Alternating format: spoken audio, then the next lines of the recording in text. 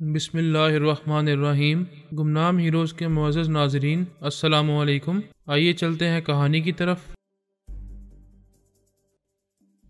جے سامو نے مونا سے شادی کی تھی اور جے فلو نے ہیلوریٹا کو شریک حیات بنایا تھا۔ انہوں نے یہ طے کیا تھا کہ اپنی بیویوں کو اپنی ٹیلی پیتھی کے متعلق نہیں بتائیں گے، لیکن بیویوں سے بات چھپائی نہیں جا سکتی۔ ان کی دو عورتیں ان کی رازدار بن گئی تھیں۔ یہ ان کے لیے بڑی تشویش کی بات تھی۔ مونا اور ہیلوریٹا سے انہیں بے انتہا محبت تھی، لیکن وہ محبت آئندہ کبھی انہیں نقصان بھی پہنچا سکتی تھی۔ اپنی کسی نادانی یا لا علمی کے باعث دشمنوں کو اپنے دماغوں میں آنے کی جگہ دے سکتی تھی، اور جب دشمن ان کے دماغوں میں آتے تو انہیں 3J تک پہنچنے کا راستہ بھی مل جاتا۔ جے کافو نے کہا، جے فلو اور جے سامو، تم دونوں بہت محبتیں حاصل کر رہے ہو اور کرتے رہو گے، لیکن ہمیں حقیقت کو نظر انداز نہیں کرنا چاہیے۔ تم دونوں یہ تسلیم کرو کہ ہم کسی وقت بھی دھوکے سے مارے جا سکتے ہیں۔ ان دونوں نے باری باری کہا، تم درست کہتے ہو، یہ اندیشہ ہمیں بھی رہتا ہے۔ ہم نے کئی بار سوچا کہ اپنی بیویوں کو یہاں سے کہیں دور لے جا کر انہیں روپوشی کی زندگی گزارنے پر مائل کر لیں۔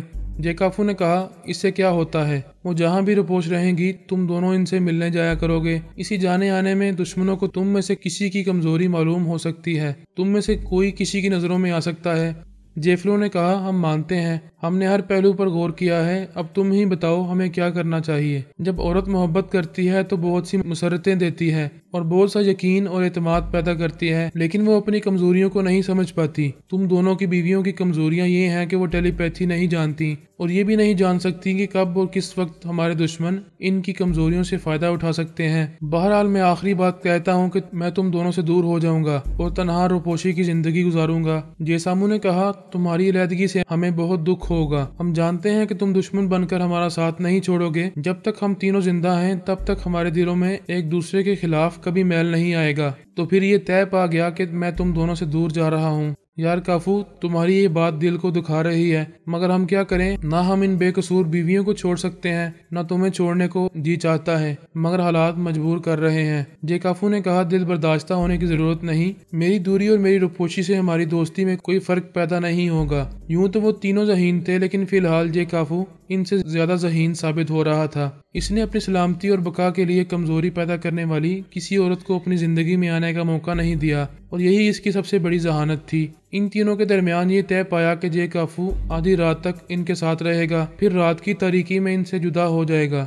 ویسے جے کافو نے خوب سوچ سمجھ کر ان کے ساتھ آدھی رات تک رہنے کا فیصلہ کیا تھا۔ جے کافو صحیح معنوں میں دوستی نبھانے والا سچا دوست تھا۔ وہ جانتا تھا کہ اتنی دور جانے کے بعد وہ خود تو زندہ سلامت رہے گا، لیکن اس کے دونوں ساتھیوں پر کبھی نہ کبھی مصیبتیں نازل ہو سکتی ہیں، اور کبھی اچانک ایسا جان لیوا حملہ بھی ہو سکتا ہے کہ وہ اپنے دونوں ساتھیوں کو بچانا چاہے گا تو وقت گزر چکا ہوگا۔ وہ اپنے دوستوں کو حسین عورتوں کی زلفوں کا اسیر بنا کر اور ان کے حسن و شباب کا فقیر بنا کر دشمنوں کے ہاتھوں برنے کے لیے نہیں چھوڑ سکتا تھا۔ اس نے سوچ لیا تھا کہ وہ انہیں کس طرح تحفظ دے سکتا ہے اور پھر ان کے ساتھ کس طرح متحد ہو کر رہ سکتا ہے۔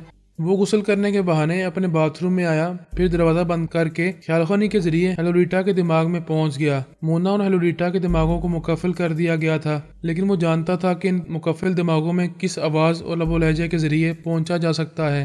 ہیلوریٹا نے جے فلو سے کہا تھا، ہم ابھی شاپنگ کے لیے باہر جائیں گے اور رات کا کھانا بھی باہر کھائیں گے۔ جے فلو نے اس سے کہا تھا، تم تنہا شاپنگ کے لیے جاؤ، میں اپنے دونوں ساتھیوں سے بہت اہم معاملات پر گفتگو کرنے والا ہوں۔ ہیلوریٹا نے اس سلسلے میں اس سے بحث نہیں کی۔ اس کے دماغ میں یہی تنویمی عمل کیا گیا تھا کہ جب جے فلو کو کسی ضرورت کے تحت اس سے دور، اس سے علیحدہ رہنا پڑتا تو وہ اس سے کبھی بحث نہ کرتی، لہٰذا وہ تنہا اپنی کار ڈرائیو کرتے ہوئے شاپنگ کے لیے چلی گئی تھی۔ جب تینوں ساتھیوں کے درمیان یہ طے پا رہا تھا کہ انہیں اب جے کافو سے بچھڑ کر رہنا ہے، تو اس وقت تک ہیلوریٹا شاپنگ مکمل کرنے کے بعد واپس آ رہی تھی۔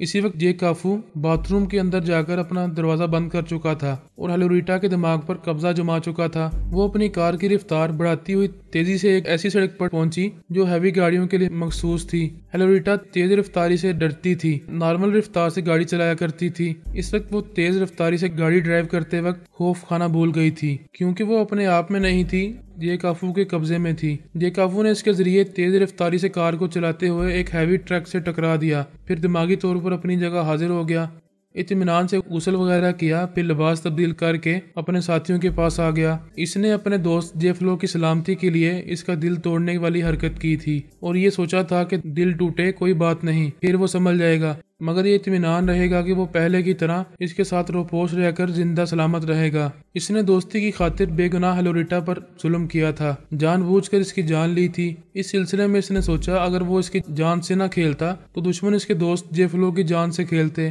پھر دوستی سے محروم ہو کر اپنے مستقل اتحاد سے ٹوٹ کر رفتہ رفتہ ان تینوں دوستوں کا نہ اتحاد قائم رہتا، نہ دوستی رہتی اور نہ ہی زندگی رہتی۔ حالات کا اور وقت کا تقاضا یہی تھا جو جے کافو نے کیا تھا۔ تھوڑی دیر بعد جب جے کافو نے ہیلوریٹا کے پاس واپس نہ آنے پر خیال خانی کے ذریعے اسے رابطہ کرنا چاہا تو اس کا دماغ اسے نہیں ملا۔ وہ پریشان ہو کر بولا، مجھے ہیلوریٹا کا دماغ نہیں مل رہا، اس کے ساتھ کوئی ٹریجڈی ہو گئی ہے، پلیز تم دونوں بھی کوشش کرو، دیکھو وہ زندہ ہے یا نہیں۔ وہ تو زندہ نہیں تھی۔ جے فلو کو معلوم ہوا کہ وہ ایک ہیوی ٹرک سے ٹکرا کر موت کی آغوش میں جا چکی ہے، اب کبھی واپس نہیں آئے گی۔ جے کافو اور جے سامو نے اسے سمجھایا کہ اسے ہیلوریٹا کی آخری رسومات ادا کرنے اور اس کی لاش ہسپتال سے لانے کے لیے نہیں جانا چاہیے، اس طرح وہ دشمنوں کی نظروں میں آ سکتا ہے۔ وہ تینوں خیال خوانی سے کام لے کر دوسروں کے ذریعے ہیلوریٹا کی تدفین کرائیں گے۔ بات سمجھ میں آنے والی تھی، وہ نہ بھی سمجھتا تو حالات اسے سمجھا رہے تھے، جو ہونا تھا وہ تو ہو چکا تھا۔ رو پیٹ کر ہیلوریٹا کو واپس نہیں لا سکتا تھا، نہ ہی اس کی لاش کے قریب جا کر اسے آخری بار دیکھنے کی نادانی کر کے کسی دشمن ٹیلی پیتھی جاننے والے کی نظروں میں آنے کی غلطی کر سکتا تھا، لہٰذا اسے صبر کرنا پڑا۔ جے کافو آدھی رات کے بعد ان سے جدا ہونے والا تھا، لیکن ہیلوریٹا کی آخری رسومات ادا ہونے تک اسے رکنا پڑا۔ اس نے جو کیا اس کا ایک نتیجہ یہ اچھا نکلا کہ اب وہ ان سے جدا نہیں ہو رہا تھا، ان کے ساتھ رہنے والا تھا۔ اب جے سامو تنہا رہنے والا تھا۔ جے کافو اور جے فلو اس سے جدا ہونے کسی دوسری جگہ روپوش رہ کر اس سے خیال خوانی کے ذریعے رابطہ رکھنے والے تھے۔ جے کافو نے یہ سوچ رکھا تھا کہ چند دنوں یا چند ہفتوں کے بعد مونا کی بھی ہلاکت کچھ اس طرح ہو جائے گی۔ جے سامو کو بھی اس پر شبہ نہیں ہوگا، دونوں دوستوں کو صبر کرنا اور اپنے تیسرے دوست کی طرح عورت کے بغیر رہنا ہوگا۔ وہ تینوں اپنے ذاتی معاملات سے بھی نمٹ رہے تھے اور متحد ہو کر امریکی اکابرین کے ذریعے بڑی کامیابی حاصل کر رہے تھے۔ اسی وقت جمہوریہ چین کے حکام نے امریکہ کے اکابرین سے شکایت کی، ہمارے ملک کے جنوبی علاقوں میں آپ لوگوں کی سرگرمیاں تیز ہوتی جا رہی ہیں، لاؤس، کمبوڈیا اور تھائی لینڈ میں آپ کے ارادے بہت۔ جواب دیا گیا، تشویش کی کوئی بات نہیں ہے، ہم ان تینوں ممالک کو صرف مالی امداد پہنچا رہے ہیں، لیکن آپ کی سیاسی سرگرمیاں کیا ہیں؟ پہلے آپ نے کمیونسٹ گوریلوں کو راشن دیا اور ہتھیار فراہم کیے تھے، اب ان سے ناراض ہو کر وہاں کے حکمرانوں کی پشت پناہی کر رہے ہیں۔ ہماری سراغ رساں ایجنسیوں کی رپورٹ کے مطابق 2 روز بعد تمہاری امدادی فوج تھائی لینڈ پہنچنے والی ہے، کیا ہم غلط کہہ رہے ہیں؟ آپ کے سراغ رساں کمال کرتے ہیں، بڑی ہی تازہ ترین معلومات حاصل کر لیتے ہیں۔ بے شک ہماری ایک مختصر سی فوج تھائی لینڈ پہنچنے والی ہے، کیونکہ تھائی حکومت نے ہم سے مدد کی درخواست کی ہے اور ہم کسی کے برے وقت میں مدد کرنے سے انکار نہیں کر سکتے۔ یہ تینوں ممالک ہمارے پڑوسی ہیں، ظالم پال پوٹ اور اس کے گوریلوں کے خلاف ہم سے مدد طلب کر سکتے تھے، لیکن یہ چند کلومیٹر کے فاصلے سے مدد حاصل کرنے کی بجائے ہزاروں کلومیٹر کی دوری سے آپ کو مدد کے لیے بلا رہے ہیں، یا آپ نے انہیں اس طرح مجبور کیا ہے کہ وہ آپ ہی کی امداد کے محتاج ہو کر رہ گئے ہیں۔ یہ تو سیاسی حکمت عملی ہے، ہم ان کے کام آ سکتے ہیں، لہٰذا فراخ دلی سے کام آ رہے ہیں۔ اگر آپ کام آنا چاہیں تو آپ بھی ان کے کام آ سکتے ہیں، ہم کبھی اعتراض نہیں کریں گے۔ ہم آپ کی زبان سے یہی سننا چاہتے ہیں، جب ہم جوابی کارروائی کریں گے تو آپ کو اعتراض نہیں ہوگا۔ آپ جوابی کارروائی کیا کر سکیں گے؟ لاؤس، کمبوڈیا اور تھائی لینڈ کبھی آپ کے دوست نہیں رہے۔ تینوں ممالک کے حکام آپ سے ہتھیار بھی نہیں لینا چاہتے۔ ہم نہ تو انہیں ہتھیار دیں گے، نہ اپنی فوج ان کے ملکوں میں اتاریں گے، لیکن ہم جو بھی کریں گے اس کے نتیجے میں آپ کو بہت پچھتانا پڑے گا۔ آپ کی دھمکی سے ظاہر ہو رہا ہے کہ آپ ان ممالک میں ہمارے خلاف فوجی حملہ کریں گے۔ ہم ایسی نادانی نہیں کریں گے، اقوام متحدہ میں آپ کو شکایت کا موقع نہیں دیں گے، اور ہم پہلے حملہ کرنے والے بن کر جارحیت کا الزام اپنے سر نہیں لیں گے۔ اچھا، تو جو کرنا چاہتے ہیں اسے ابھی راز میں رکھا گیا ہے۔ ٹھیک ہے، ہم بھی دیکھیں گے کہ آپ کی جوابی کارروائی کیا ہوگی۔ یہ تو آپ جانتے ہیں کہ سیاست میں ایک دوسرے کو منہ توڑ جواب دیا جاتا ہے۔ آپ 2 قوتوں کے مالک بن کر سپر پاور کہلانے لگے ہیں۔ آپ کے پاس بے شمار ایٹم بم، جدید خطرناک میزائلوں کے ساتھ اور ٹیلی پیتھی کا ناقابل شکست ہتھیار بھی ہے۔ یہ ایسا ہتھیار ہے جس کے سامنے بڑے سے بڑا دشمن اور ہمارا چین جیسا بڑا ملک بھی بے دست و پا ہو جائے گا۔ امریکی فوج کے اعلیٰ افسر نے ہنستے ہوئے کہا، دنیا ہمیں سپر پاور کہتی ہے تو غلط نہیں کہتی، بہت جلد دنیا ہمیں بھی سپر پاور کہے گی۔ ہم بھی ٹیلی پیتھی کا ہتھیار استعمال کرنے والے ہیں۔ इस बात ने इन्हें चौंका दिया। अमेरिकी फौज के आला अफसर ने कहा, टेलीपैथी का हथियार? आप कहना चाहते हैं कि आपने टेलीपैथी की कुव्वत हासिल की है और आपके मुल्क में ख्यालखानी करने वाले मौजूद हैं? मौजूद नहीं है, लेकिन तुम्हारी फौज की पहली खेप थाईलैंड पहुंचने से पहले हमारे पास भी टेलीपैथी जानने वालों की फौज हो जाएगी। आप हमें धमकी दे रहे हैं? ये कोई बच्चों का खेल नहीं है कि जिसने भी चाहा टेलीपैथी का हथियार तैयार कर लिया। आप जानते हैं चीन के ताल्लुकात कितने ही इस्लामी ममालिक से हैं और मुसलमान हमें बहुत चाहते हैं, हमसे हर तरह का ताउन करने के लिए आमादा रहते हैं। क्या आपकी अक्ल में इतनी सी बात नहीं आती कि बाबा साहब के इदारे के तमाम मुसलमान हमसे ताउन कर सकते हैं, बल्कि करने वाले हैं? ये ऐसी इतला थी कि इन पर जैसे बिजली गिरने लगी। आला अफसर ने कहा, नहीं, आप झूठ कह रहे हैं, आप महज धमकी दे रहे हैं। 2 रोज बाद अपने फौजियों की पहली खेप थाईलैंड पहुंचाओ, फिर इसका इंजाम देख लो।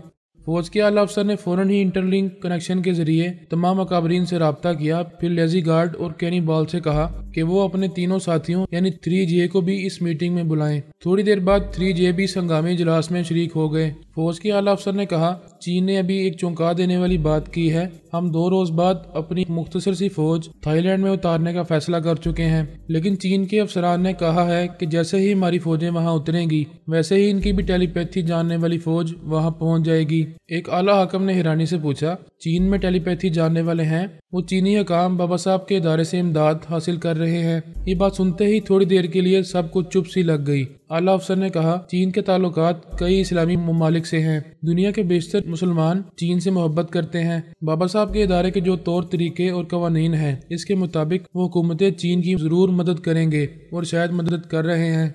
जे काफू ने फैक्स के जरिए कहा, हो सकता है ये चीन की तरफ से महज धमकी हो। आप बाबा साहब के इदारे से रब्ता करके तस्दीक करें। फौज के आला अफसर ने हॉटलाइन पर बाबा साहब के इदारे के इंचार्ज खलील बिन मुकर्रम से रब्ता किया। रब्ता होने पर बोला, मैं अमेरिकी फौज का कमांडर आपसे मुखातिब हूँ और एक अहम खबर की तस्दीक करना चाहता हूँ। खलील बिन मुकर्रम ने कहा, फरमाइए, ऐसी कौन सी खबर है जिससे आप बेखबर हैं? इसने पूछा, कि आप टेलीपैथी के सिलसिले में जमहूरिया चीन की मदद फरमा रहे हैं? हमने कभी ये नहीं पूछा कि आप मदद फरमाने के लिए अपने मुल्क से हजारों मील दूर दूसरे मुल्कों में क्यों जाते हैं। जब हम आपके किसी मामले में किसी तरह की मालूमात हासिल नहीं करते हैं तो आप क्यों ऐसा कर रहे हैं? आप हमारे मामलात के बारे में पूछेंगे तो हम आपको सही जवाब देंगे और आपसे भी तवक्को कर रहे हैं कि आप हमारे इस सवाल का सही जवाब दें। क्या आप जमहूरिया चीन की टेलीपैथी के सिलसिले में किसी किस्म की मदद कर रहे हैं? हमारे दरमियान बातचीत का दौर चल रहा है। हम इनसे जदीद टेक्नोलॉजी हासिल करने वाले हैं। वो इसके एवज हमसे टेलीपैथी की टेक्नोलॉजी हासिल करेंगे।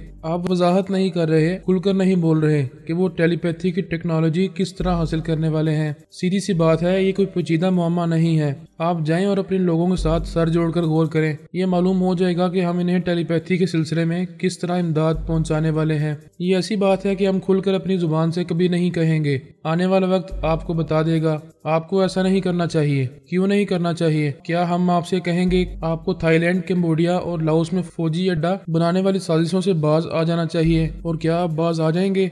मिस्टर फरहाद ने कहा था कि अब हमारे दरमियान तसादम नहीं होगा, ना हमसे दोस्ती होगी ना दुश्मनी होगी, लेकिन आप जमहूरिया चीन की आड़ में हमसे दुश्मनी कर रहे हैं। आप तो बात बात पर अक़वाम मुत्तहिदा का सहारा लेते हैं। जाएं और हमारे खिलाफ शिकायत करें कि हम आपसे दुश्मनी कर रहे हैं। फिर हम भी पूछेंगे कि आप इतनी दूर मशरिक़ बैद में अपनी फौजें उतार कर इन ममालिक में क्यों जंगी कहर नाज़िल करने वाले हैं। इन सवालात के जवाबात आप नहीं दे पाएंगे। बेहतर है कि इस सिलसिले में बहस ना की जाए। आप अपनी सियासी पॉलिसियों पर अमल करने के सिलसिले में आज़ाद हैं और हम अपनी सियासी पॉलिसियों पर अमल कर रहे हैं और किसी के दबाव में रहने वाले नहीं हैं।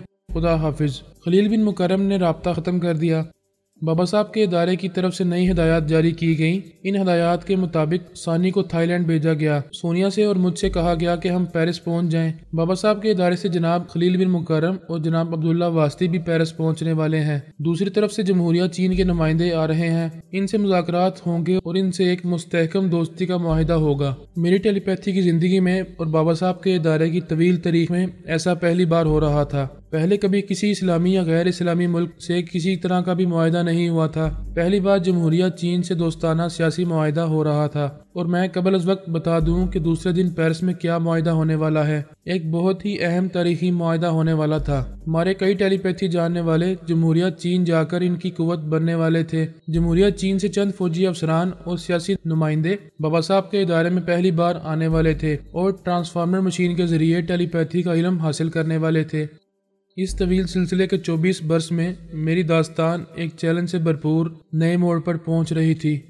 امریکی اجلاس میں بڑی گرما گرمی تھی۔ بابا صاحب کا ادارہ زیر بحث تھا۔ سب کو حیرانی تھی اور سب ایک دوسرے سے کہہ رہے تھے ساری دنیا میں یہ ہوتا آیا ہے کہ ملکوں کے درمیان میں سیاسی معاہدے ہوتے رہے ہیں۔ بابا صاحب کا ادارہ کوئی ملک نہیں ہے، وہ ادارہ فرانس میں ہے۔ فرانس اور جمہوریہ چین کے درمیان معاہدہ ہو سکتا ہے، لیکن فرانس کے اندر قائم شدہ کسی ادارے سے سیاسی معاہدہ کیسے ہو سکتا ہے؟ ایک حاکم نے پوچھا، اگر چین اور بابا صاحب کے ادارے کے درمیان معاہدہ ہو رہا ہے تو اسے کس طرح غیر قانونی قرار دیا جا سکتا ہے؟ فوج کے ایک اعلیٰ افسر نے کہا، حکومت فرانس اس بات پر اعتراض کر سکتی ہے، اقوام متحدہ میں یہ سوال اٹھا سکتی ہے کہ جمہوریہ چین کے حکام فرانس کے اندرونی معاملات میں مداخلت کرنے کے لیے وہاں کے ایک ادارے سے معاہدہ کیوں کر رہے ہیں؟ اس طرح بات اٹھے گی تو ہم سب فرانس کی حمایت میں بولیں گے، پھر یہ معاہدہ نہیں ہو سکے گا۔ ایک اور اعلیٰ افسر نے کہا، معاہدہ کیسے نہیں ہو سکے گا؟ کیا وہ اعلانیہ معاہدہ کر رہے ہیں؟ کیا وہ تسلیم کریں گے کہ ٹیلی پیتھی کے سلسلے میں ٹیکنالوجی کا تبادلہ ہو رہا ہے؟ اگر وہ تسلیم کریں گے تو کیا دنیا کی کسی عدالت میں یا اقوام متحدہ میں کبھی جادو یا ٹیلی پیتھی کو تسلیم کیا جاتا ہے؟ ایک حاکم نے کہا، بڑی مشکل ہے، تسلیم نہیں کیا جائے گا، جبکہ جادو بھی اس دنیا میں روز اول سے ہے اور ٹیلی پیتھی کا علم بھی کوئی ڈھکا چھپا نہیں ہے۔ اس کے باوجود ایسے علم کو عدالتوں میں تسلیم نہیں کیا جاتا۔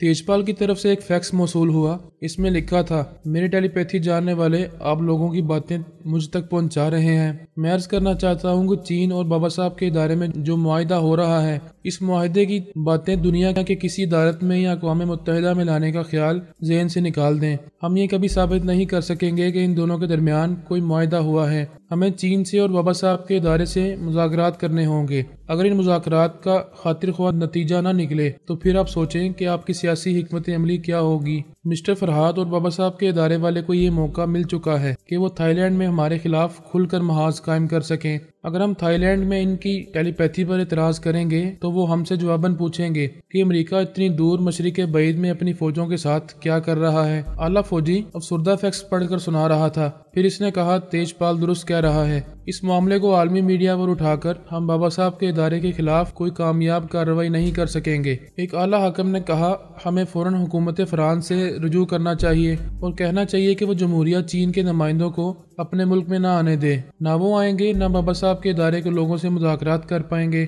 ایک حاکم نے کہا، اس طرح ہم عارضی طور پر ان کے مذاکرات کو اور ان کے درمیان ہونے والے معاہدے کو روک دیں گے۔ فائدہ کیا ہوگا؟ ان کے درمیان زبانی معاہدہ ہو چکا ہوگا۔ اس کے مطابق جب ہماری فوج کی پہلی کھیپ تھائی لینڈ پہنچے گی تو وہ جوابی کارروائیاں شروع کر دیں گے۔ عارضی طور پر ہی صحیح، ہمیں پیرس میں ہونے والے ان کے مذاکرات کو اور ان کے معاہدے کو روک دینا چاہیے۔ اس کے مطابق ایک جونیئر افسر کو حکم دیا گیا کہ وہ فرانس کی حکومت سے رابطہ کر کے ان سے کہے کہ وہ چینی وفد کی پیرس آمد پر اعتراض کریں۔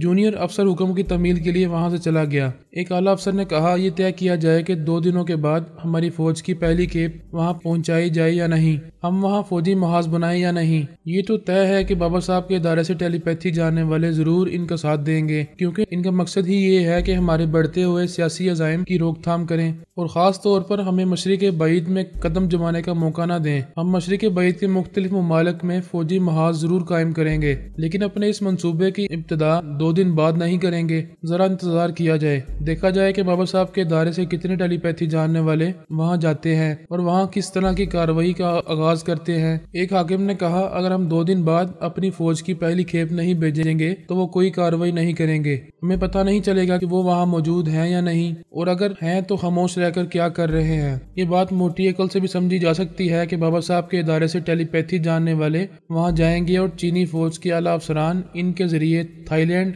کمبوڈیا اور لاؤس کے حکمرانوں کو دھمکی دیں گے، عملی طور پر ٹیلی پیتھی کا مظاہرہ کرائیں گے اور ان حکمرانوں کو دھمکیاں بھی دیں گے کہ انہوں نے امریکہ سے فوجی معاہدہ کیا تو ان کے ملک کو اور ان کے اقتدار کو زبردست نقصان پہنچے گا۔ پھر تو ہمیں اپنے فوجی جوانوں اور ٹیلی پیتھی جاننے والے فرما برداروں کو بھی وہاں بھیجنا چاہیے۔ وہ یا تو براہ راست وہاں جائیں یا وہاں اپنے اعلیٰ کار پیدا کریں اور یہ ثابت کرتے رہیں کہ امریکی ٹیلی پیتھی جاننے والے بھی کافی تعداد میں وہاں موجود ہیں۔ سب نے اس بات کی تائید کی۔ پھر تیجپال اور جے کافو سے پوچھا گیا۔ فیکس کے ذریعے دونوں نے جواب دیا، یہی فیصلہ فی الحال مناسب ہے۔ ہم اپنے ٹیلی پیتھی جاننے والوں سے مشورہ کر رہے ہیں اور آج ہی ہمارے ٹیلی پیتھی جاننے والے وہاں اپنے اعلی کار بنائیں گے और इन हुक्मरानों को यकीन दिलाएंगे कि इन्हें हमारी तरफ से टेलीपैथी का हथियार भी सप्लाई किया जा रहा है। जेकाफू ने फैक्स के जरिए कहा, सिर्फ वहाँ आला कार पैदा करने से कुछ नहीं होगा। तेजपाल के कम से कम एक टेलीपैथी जानने वाले को और हमारी तरफ से एक टेलीपैथी जानने वाले को वहाँ मौजूद रहना चाहिए।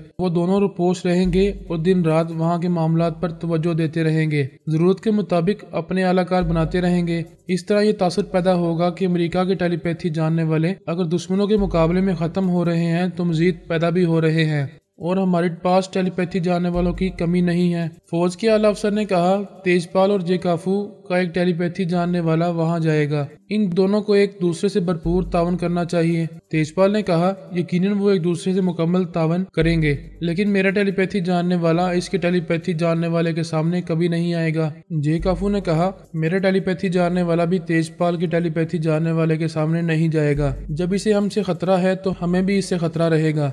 एक आला अफसर ने कहा, ये तो आपस में लड़ने वाली बात है, तुम दोनों को एक दूसरे से समझौता करना चाहिए। तेजपाल ने कहा, समझौता करने का नतीजा टेलीपैथी की दुनिया में बहुत बुरा और बहुत नुकसानदेह होता है, लिहाजा हम दोनों के टेलीपैथी जानने वाले वहाँ मौजूद रहकर भी एक दूसरे से छुप कर रहेंगे, अपने अपने तौर पर काम करेंगे। एक दूसरे के तावन की जरूरत होगी तो तावन भी करेंगे, लेकिन एक दूसरे के रूबरू नहीं आएंगे।